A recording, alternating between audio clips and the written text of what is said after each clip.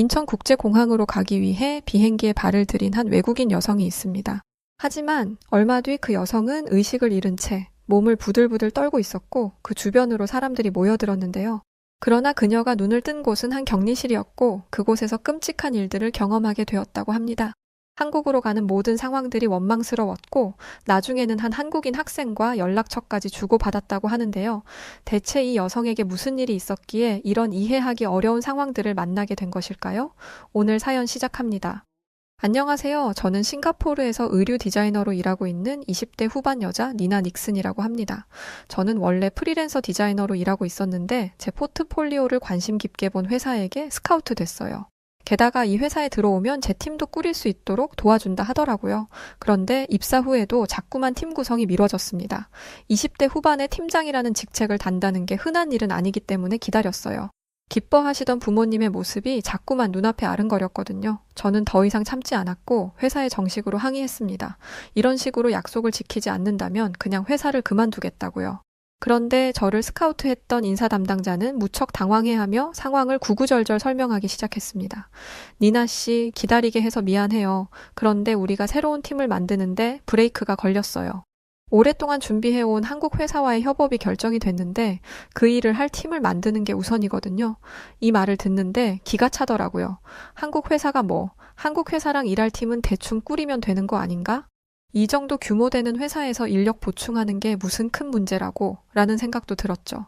저는 한국 담당 부서를 꾸리는데 왜 이렇게 오랜 시간이 걸리냐고 물었습니다. 그러자 생각하지도 못했던 얘기를 하더라고요. 아무나 쓸 수는 없잖아요. 저는 흠칫 당황했어요. 이 말을 하는 직원의 태도가 마치 한국을 프랑스나 이탈리아의 명품 브랜드를 대하는 듯 했거든요. 저는 주로 유럽 국가를 대상으로 디자인을 하고 비즈니스를 해왔기 때문에 한국은 잘 몰랐습니다. 그래서 순간 궁금증이 생겼어요. 대체 어떤 나라이길래 그러지? 한국의 패션 시장이 그렇게 컸나? 하지만 이 궁금증은 그다지 오래가지 않았습니다. 저는 제 팀을 꾸리는 게 제일 중요했으니까요. 이렇다 보니 인사 담당자에게 제안받은 한국행이 달갑게 느껴질 리가 없었습니다. 제가 왜 한국을 가요? 저는 제 팀을 원하는 거라니까요. 그러자 인사 담당자가 사정사정을 하더라고요. 이게 계속 미뤄지면 니나 씨 팀을 만드는 게 더 오래 걸릴 거예요. 한국 회사와의 협업은 저희 회사의 사활이 걸린 문제입니다. 그래서 경영진들이 한국 관련 이슈를 해결하기 전까진 아무것도 할 생각하지 말라고 하는 거예요. 저는 깜짝 놀랐어요. 회사가 이 정도까지 신경 쓰고 있는지 몰랐거든요.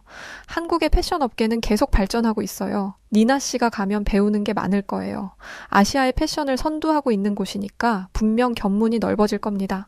그리고 회사가 니나 씨에게 걸고 있는 기대가 커요. 만약에 이번 일이 잘 풀리면 니나 씨에게 전폭적인 지지를 해줄 겁니다.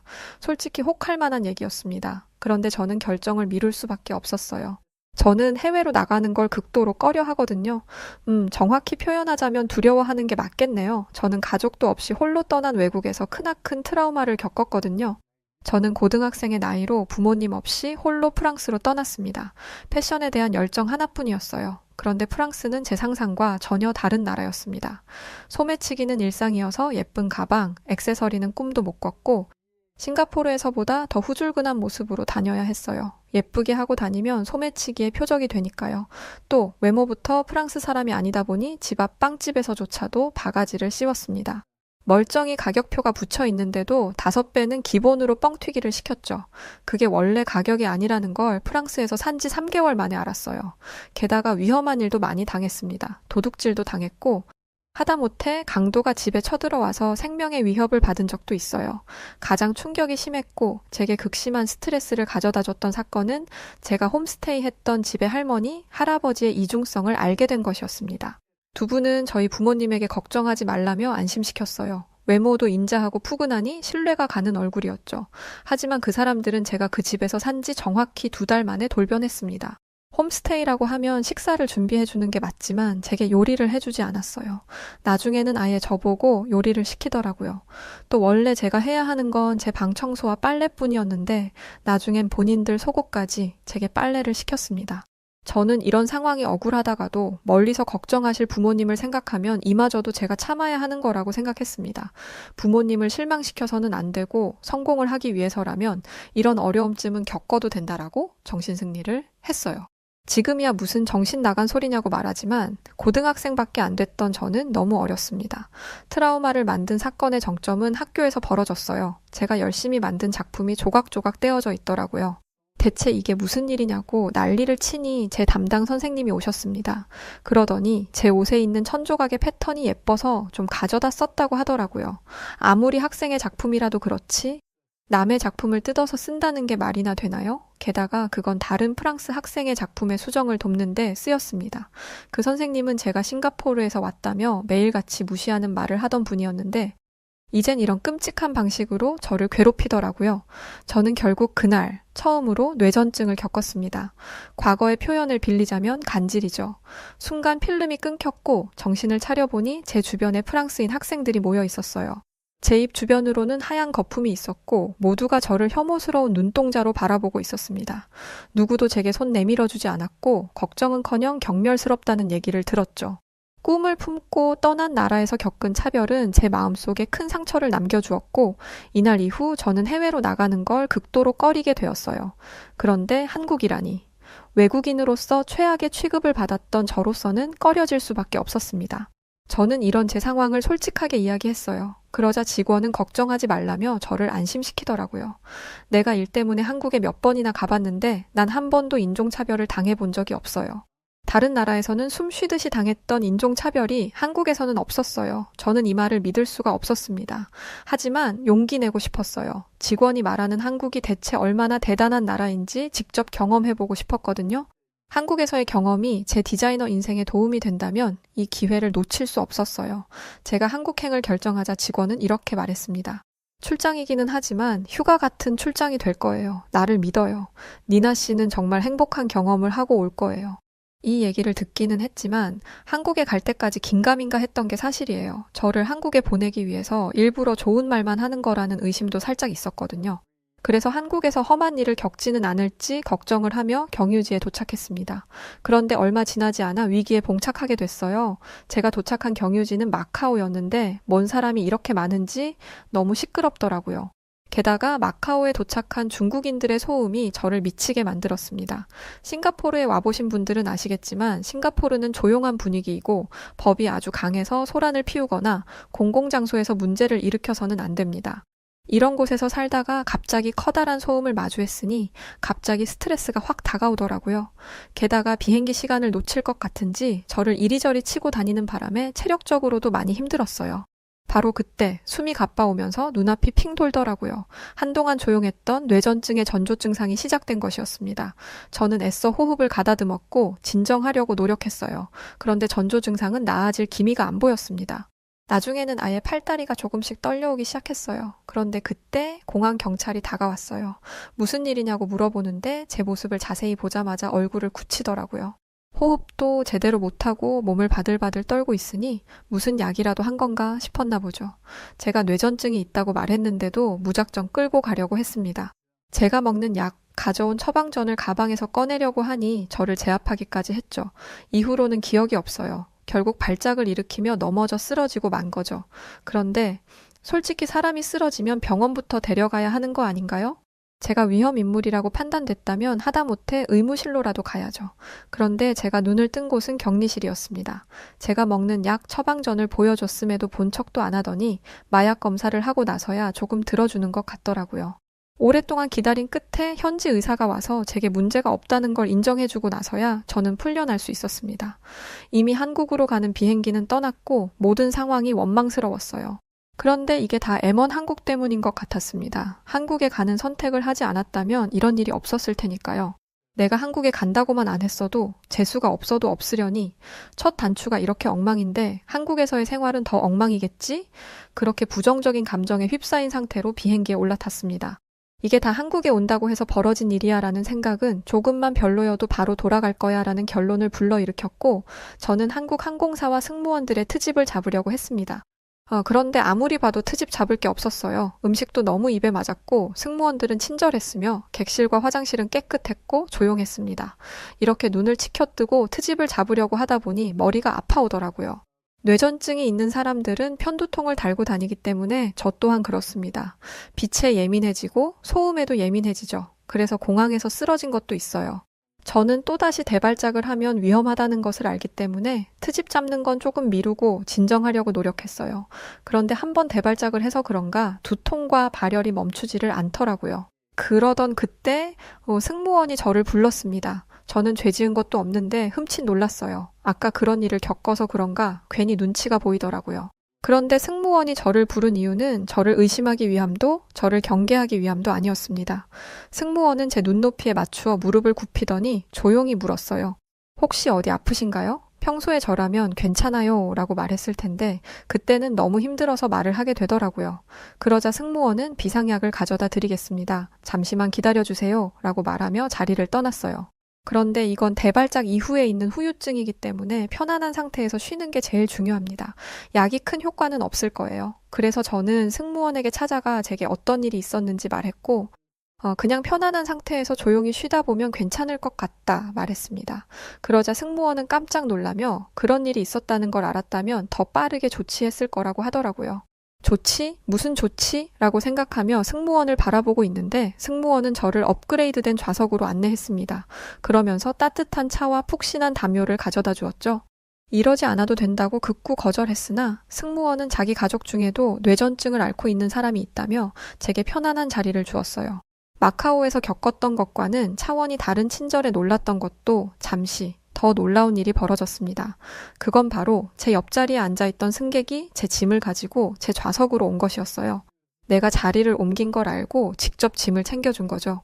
제가 승무원에게 자리를 거절했을 때는 다른 승객들의 시선을 의식한 것도 있었습니다. 만약 제가 몸이 안 좋다는 이유로 훨씬 비싼 좌석에 앉게 된다면 다른 사람들 입장에서는 짜증나는 일이잖아요. 그래서 거절한 거였는데 제 옆자리에 앉아있던 사람은 승무원에게 항의하기는커녕 몸이 아픈 저를 배려해서 짐까지 옮겨주더라고요. 알고 보니 제가 몸이 아픈 것 같다는 걸 말해준 사람도 옆자리 승객이었습니다. 직전에 있었던 마카오에서는 마약을 한 게 아니냐는 의심을 받고 대발작을 한 이후에도 위로와 걱정은커녕 혐오스러운 시선을 받아야 했는데 한국인들은 그러지 않았습니다. 저는 언제 부정적인 감정에 휩싸였냐는 듯 편안한 자리에서 푹 쉬고 한국 땅을 밟을 수 있었어요.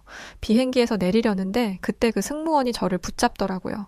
순간 추가금을 내라고 하려나? 라는 싱가포르인 그 자체의 생각이 들었습니다. 하지만 역시 아니었어요. 승무원은 저에게 쪽지 하나를 건네주었습니다. 그 쪽지에는 119라는 번호와 한국어로 된 문장이 적혀 있었어요. 그 승무원은 이렇게 말했습니다. 위급 상황이 생기면 119로 전화하세요. 그리고 뇌전증 전조 증상이 나타나면 이 쪽지에 있는 한국어 문구를 아무에게나 보여주세요.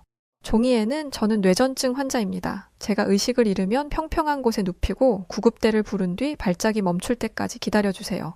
거품이 넘어가지 않도록 고개를 조정해 주시길 부탁드립니다. 라고 적혀 있었어요. 정말 승무원의 가족 중에 뇌전증 환자가 있던 모양이더라고요. 저는 가슴 깊이 감동했어요. 비행기 내내 제 안위를 걱정하고 비행기에서 내리기 직전까지 저를 챙겨준 거니까요. 하지만 걱정도 됐습니다. 이걸 보여준다고 해서 한국인들이 저를 도와줄 거란 보장은 없으니까요. 이런 걱정을 말하자 승무원은 단호하게 그런 걱정은 안 해도 된다고 하더라고요. 걱정하지 마세요. 길 가던 초등학생에게 보여줘도 도와줄 거예요. 그러니까 그건 걱정 마시고 위험한 상황이 생기면 꼭 도움을 요청하세요. 이 말을 들으니 걱정스러웠던 마음은 싹 사라지고 다시금 힘을 얻었습니다. 마카오에서의 기억은 끔찍했지만 그때의 기억에 사로잡혀서 한국 일정을 소화하지 못하는 건 제 손해라고 생각했죠. 한국에서의 일정은 상상 이상으로 행복했습니다. 결론적으로 저는 주요 일정을 소화하는 동안 단 한 번도 발작을 겪지 않았습니다. 전조 증상도 없었어요. 외국이라 병원도 못 가고 약을 늘릴 수도 없어서 걱정을 많이 했는데 다행인 일이었죠. 발작이 없었던 이유는 딱 하나였습니다. 행복했기 때문이었어요. 일단 디자이너로서 한국은 보는 재미가 있는 나라였습니다. 저는 저희와 협업을 하게 된 한국 회사로 가서 직원과 함께 압구정 같은 핫플레이스를 돌아보았는데요. 한국의 젊은 층들은 전부 옷을 잘 입더라고요. 패션 매거진에서나 보던 스트릿 패션이 이렇게 흔히 보이는 곳은 한국 말고 없을 것입니다. 제가 아무리 한국 패션에 관심이 없다 하더라도 일을 하러 오게 됐는데 어떻게 공부를 안 했겠어요? 솔직히 저는 한국에 대해 알면 알수록 대체 왜 회사에서 저를 한국으로 보내려고 하는지 이해를 못했어요. 한국은 개성이라고는 없는 것 같았거든요. 연예인들이 입는 옷들이 줄줄이 완판되고 획일화된 패션들만 있는 줄 알았습니다. 그런데 한국에 와보니 역시 무엇이든 직접 보는 게 정답이구나 싶더라고요. 한국의 진가는 이게 다가 아니었습니다. 일적으로 한국이 매력적인 나라라는 건 한국에 도착하자마자 알 수 있었어요. 그런데 한국에서 살고 싶다는 마음까지 생길 거라고는 상상도 못했습니다. 한국인 직원과 미팅을 하러 갔는데 신기하게도 한국은 카페에서 많이 만나더라고요. 저는 조금 곤란했습니다. 카페에서는 인터넷을 함부로 못 쓰니까요. 그래서 인터넷에 접속할 일이 없게 파일을 전부 프린트해서 가져갔어요. 그런데 저와 함께 일하는 직원은 노트북 하나를 덜렁 들고 오더라고요. 그러더니 카페에 오자마자 와이파이를 연결하는 게 아니겠어요? 저는 기겁을 하면서 말렸습니다. 대체 뭐 하는 거냐고요. 그러자 직원은 되려 저를 이상한 사람 보듯 하더라고요. 제가 놀란 데는 그만한 이유가 있었습니다. 싱가포르에서는 남의 와이파이에 접속했다가 걸리면 벌금을 물어요. 심하면 징역까지 살 수 있습니다. 컴퓨터 네트워크 무단 침입 및 해킹이라는 무시무시한 죄명이 붙어요. 처벌 수위가 약한 것도 아닙니다. 벌금이 최소 990만 원이고 3년 이하의 징역을 선고할 수 있죠. 그래서 싱가포르인들은 와이파이를 이용할 때 신중에 신중을 기합니다. 아무리 카페라고 하더라도 안 쓰는 게 안전하다는 주의예요. 그런데 카페 직원에게 물어보지도 않고 와이파이에 연결을 하다니 제가 기절할 듯 놀랄만 하죠. 제 사정을 들은 직원은 저만큼 깜짝 놀랐어요. 그러더니 믿을 수 없는 말을 하더라고요. 한국에서는 공공버스, 지하철, 하다못해 버스 정류장에서도 무료 와이파이를 쓸 수 있어서 괜찮아요. 싱가포르의 그 무시무시한 위법 사항이 아니니까 걱정하지 마세요. 저는 직원의 말을 믿을 수 없어서 앞에 보이는 정류장으로 향했습니다. 그런데 세상에, 직원의 말이 사실이더라고요. 솔직히 무료라면 질이 좀 떨어지는 게 상식이잖아요. 그런데 한국의 공공 와이파이는 그런 것도 없었습니다. 제가 싱가포르에서 돈 주고 쓰는 인터넷보다 빠른 것 같았어요. 핸드폰 없이는 못 사는 저에게 이런 환경은 놀라움을 넘어 경악 그 자체였죠. 한국의 매력에 푹 빠지게 된 다음 계기는 제가 머물던 숙소 근처에서 있었습니다. 출출해서 야식이나 먹으려고 편의점에 갔는데 저는 그곳에서 또 한 번 충격적인 장면을 보게 되었어요. 대학생 정도로 보이는 학생들이 편의점 앞에서 맥주를 마시고 있더라고요. 싱가포르에서는 밤에 공공장소에서 술 마시는 게 금지되어 있습니다. 저녁 10시 반부터 오전 7시까지는 무조건 금지예요. 술을 사고 파는 것도 안 되고 먹는 것도 안 되죠. 만약 저녁 늦게까지 술자리가 필요하다면 정부의 허가가 필요하죠. 이것도 처벌 수위가 세요. 벌금이 98만 원에서 100만 원까지 나오니까요. 솔직히 저녁에 선선한 공기를 쐬면서 시원한 맥주 한잔 하는 거 누구나 가지고 있는 낭만이잖아요. 그런데 싱가포르에서는 이런 낭만을 시도해볼 생각조차 못했습니다. 그래서 한국에 온 김에 한번 시도해봤는데 역시 좋더라고요. 맥주 한 잔 사서 시원한 공기 맞으며 간단한 주전부리를 한 입씩 먹는데 일하면서 생기는 스트레스가 싹 풀리는 기분이 들었어요. 그러면서 느낀 게 싱가포르의 법이 정말 과할 정도로 강하다는 생각을 하게 되었습니다. 아실지 모르겠지만 싱가포르에는 채찍질을 하는 태형이 아직도 존재해요. 맞아도 싼 놈들이 있다고 생각하지만 가끔은 너무 팍팍한 기준에 힘들기도 한 게 사실이에요. 익숙해지면 편하다고는 하지만 껌도 못 씹는 건 너무 과한 게 아닌가 하는 생각이 드는 게 솔직한 심정입니다. 하지만 그러면서도 동시에 이런 생각을 해요. 이렇게까지 규제를 하지 않으면 범죄나 위험이 존재하기 때문에 어쩔 수 없이 이렇게 강한 법이 유지되는 것이다. 이런 생각을 하고 나니 대체 한국은 왜 이런 강한 규제가 없는지 궁금하더라고요. 생각해보면 한국은 어딜 가든 안전했어요. 모든 길에 가로등이 켜져 있고 여자의 몸으로 홀로 밤길을 걸어 다녀도 전혀 무서운 게 없었죠. 즉 한국인들은 강력한 규제 없이도 깨끗한 도시를 유지하고 서로의 안전을 지키고 있었던 것입니다. 위험하지 않은 도시에서 살 수 있다는 게 얼마나 큰 행운인지 저는 너무나 잘 알고 있습니다. 앞서 말했듯 저는 어린 시절 외국에서 몹쓸 일을 많이 당했으니까요. 어딜 가든 주머니 털릴 걱정, 시비 걸릴 걱정을 하고 살아야 하는 외국도 많은데 동양의 작은 나라인 한국에서는 이런 걱정을 안 해도 된다는 게 너무 신기했습니다. 그렇게 몸 편히 마음 편히 일과 여행을 마친 후 공항으로 향하는 공항철도 아니었어요. 그곳에서 갑자기 뇌전증 증상이 나타나기 시작했습니다. 여행 내내 괜찮았는데 갑자기 이런 증상이 나타나서 너무 당황스러웠어요. 발작을 하면 병원에 가서 뇌전증 약을 바꾸거나 용량을 조절해야 하는데 외국이다 보니 병원에 가지 못해 적절한 조치를 취하지 않았던 게 화근이었던 거죠. 전조 증상이 없길래 싱가포르로 돌아갈 때까지는 괜찮을 줄 알았는데 낭패다 싶었습니다. 저는 그때 승무원이 주었던 쪽지가 생각났어요. 저는 그걸 제 옆에 앉아있던 사람에게 보여주었습니다. 그리고 그대로 의식을 잃었어요. 대발작이 시작되면 그 당시의 상황이 생각나지 않습니다. 의식을 잃고 거품을 문 채 몸을 벌벌 떨고만 있는 거죠. 그렇게 발작이 30분 이상이 지속되면 병원에 가야 하는데 다행히 그 정도는 아니었나 봐요. 눈을 뜨니 저는 여전히 달리고 있는 열차 안이었고 제 곁에는 몇 명의 사람이 남아 있었습니다. 그런데 제가 쪽지를 보여준 사람이 없는 거예요. 알고 보니 그 사람은 쪽지를 보자마자 같은 칸에 있는 사람들에게 의료업계에 종사하는 사람이나 뇌전증을 잘 아는 사람이 있는지 물었다고 합니다. 아주 다행히 의료업계 종사자가 있었고 그 사람에게 응급처치를 맡긴 후 자리를 떠났다고 해요.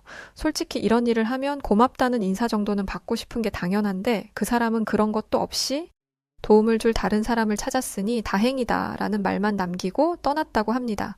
이것만으로도 감사한데 마침 그곳에 의료업계 종사자가 있는 건 더 감사한 일이었어요. 그런데 이 사람은 제가 아는 외과나 내과 의사가 아니더라고요. 그 사람은 자신을 한의대 학생이라고 했습니다. 아직 전문의는 아니지만 뇌전증에 대해 알고 있어서 나섰다고 했죠. 저는 한의학이라는 것 자체를 처음 들어봤어요. 그래서 처음엔 그 사람이 저에게 했다는 응급처치를 이해하지 못했습니다. 무슨 혈자리를 자극해서 의식을 회복할 수 있도록 돕는다는 건데 마치 마법처럼 사람의 혈과 기를 뚫는다는 게 신기하더라고요. 나중에 와서 찾아본 건데 실제로 저와 같은 사람을 한의학으로 진정시킨 뉴스 기사가 남아있더라고요. 이 얘기를 들으면서 제 주변을 둘러보았는데 모든 위험한 물건이 치워져 있었습니다. 영무원과 승객들이 힘을 합쳐서 무겁고 위험할 수 있는 걸 다 치워준 것이었죠. 그리고 저를 직접 옮겨서 자신들이 벗어둔 외투 위에 올려두기까지 했습니다. 처음 보는 사람을 위해서 자기 겉옷을 바닥에 깔아주는 게 얼마나 어려운 일인지 다들 아실 거라고 생각해요. 게다가 신발까지 신은 상태로 몸을 떨고 입에서는 거품이 나오니 더러워질 게 뻔했습니다. 그럼에도 불구하고 제가 차가운 데서 고통받지 않도록 도와준 것이었어요. 외국에 나와서는 끔찍한 일들만 있었고 외국인들에게 무시만 당했던 제가 이런 따뜻한 관심과 위로를 받다니 감격스러웠고 또한 감사했습니다. 정말 한국에 와서 살고 싶었어요. 제가 울고 있으니 승객들은 혹시 어디가 더 아픈 거냐면서 진심으로 저를 걱정해 주었습니다. 저는 아니라고 저를 도와줘서 감사한 마음에 우는 거라고 말했습니다. 그런데 저를 도와주었던 한의대 학생은 그 말이 잘 믿어지지 않았나 봐요. 대발작 이후에는 회복하는데 시간이 걸린다며 직접 저와 공항에 가주었습니다. 본인은 2터미널, 저는 1터미널이었는데 저를 위해서 굳이 1터미널까지 와주었어요. 게다가 제 짐까지 들어주었죠. 그러면서도 자신이 아직 완전한 의사가 아니라서 이것밖에 조치를 못 취하는 게 아쉽고 미안하다고 하는 거예요. 저는 이것만으로도 충분하다고 말했지만 그 학생은 제가 쓰러진 상황에서 무기력함을 느꼈던 것 같습니다. 자신이 좀 더 전문적인 사람이었다면 빠르게 제 발작을 진정시킬 수 있었을 거라면서요. 사실 뇌전증 발작은 발작을 하는 시간이 길어질수록 뇌에 무리가 가거든요. 저는 이런 상황에서 예비의료 업계 종사자로서 책임감을 느끼는 모습에 깊은 감명을 받았습니다. 그리고 나도 내 일에 이런 열정을 가지고 있는가 라고 스스로를 점검했죠. 이 학생과의 만남은 제 커리어에도 큰 영향을 주었어요. 다시금 힘을 내서 일을 하게 되는 원동력이 되었죠. 그리고 그 학생에게 당신은 정말 좋은 의사가 될 거라며 응원하는 것도 잊지 않았습니다. 그리고 제가 만든 옷을 가장 먼저 선물로 주겠다는 약속을 하며 연락처를 주고받았습니다. 그렇게 싱가포르로 돌아와 저는 한국과의 비즈니스를 도맡아 하는 팀장이 되었어요. 한국 가기 싫어하지 않았냐라고 하던 사람들은 제 변심에 놀라움을 금치 못했죠. 그리고 얼마 전 처음으로 나온 옷을 그 학생에게 보내주었습니다. 제가 만든 옷을 입고 실습을 나간다는 말을 들으니 디자이너로서 뿌듯하더라고요. 내가 이러려고 이 일을 시작했지라는 생각도 들면서요. 저는 이번에 컬렉션을 발표하면서 한국에 방문했었습니다. 그때 혹시나 하는 마음에 한국에 있는 유명 대학병원에 가서 뇌전증 전문의를 만났어요. 알고 보니 제가 먹던 약이 저에게 맞는 약이 아니었고 용량 조절도 필요한 상황이더라고요. 이 정도 약으로 지금까지 버틴 게 용하다고 말하는데 이제라도 제대로 된 병원을 찾아와서 다행이라는 생각이 들었습니다. 현재 저는 싱가포르에서 열심히 일하고 있어요. 한국에서의 우연한 만남이 저에게 새로운 영감을 주고 잃어버렸던 열정을 되찾아 주었습니다. 또 오랫동안 고생했던 트라우마도 극복할 수 있었어요. 덕분에 엄두도 못 냈던 미국 출장도 다녀왔죠. 한국을 만나지 못했더라면 불가능했을 일입니다. 저에게 새로운 인생을 살 기회를 선물해준 한국과 한국에서 만난 모든 인연들에게 감사한 마음을 안고 살아가고 있습니다. 한국의 사람들, 그리고 한국의 친절과 배려, 인품, 도덕의식, 투철했던 직업의식과 신선한 공기를 마시며 마실 수 있었던 맥주 한 모금이 더 없이 생각나는 오늘입니다. 정말 정말 진심과 마음을 다해서 그때 저를 도와주신 모든 분들께 고마움을 전합니다. 그리고 한국인 모든 분들 감사합니다.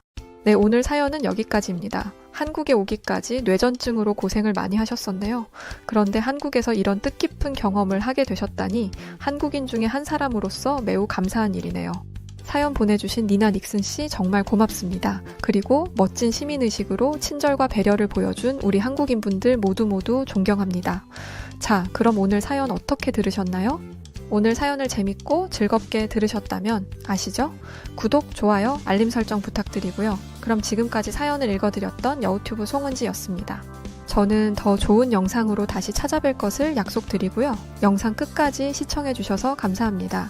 그리고 우리 구독자 모든 분들 사랑합니다. 당신만의 여우튜브